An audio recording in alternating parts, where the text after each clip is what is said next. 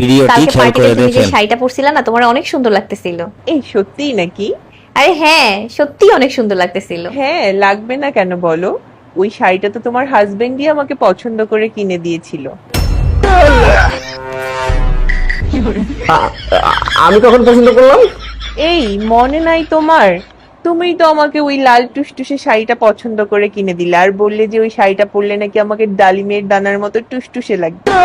আমরা লাল শাড়ি কিনলাম, তারপর তুমি আর আমি একসাথে বসে ডালিমের জুস খেলাম।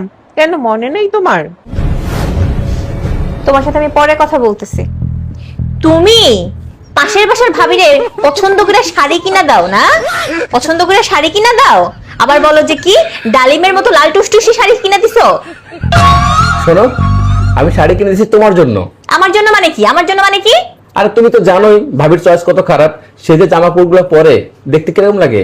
তুমি আর সে যখন কোথাও যাও সবাই তখন তোমার দিকে তাকায় থাকে, আর তখন ঠিক তোমার নজর লাগে। হ্যাঁ, সেইটা তো আবার ঠিক আছে। এই জন্য আমি তাকে একটা শাড়ি কিনে দিয়েছি। বুঝছি। আর শোনো, আজকে তোমাকে নিয়ে একটু হুজুরের কাছে যাব। কেন?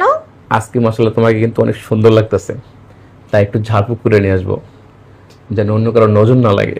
আর এমনিতেও পুরুষ মানুষ যদি কোনো নারীর উপরে বদ নজর থাকে না, তার শুধু শাড়ি কিনে দেয় না, বুঝো নাই?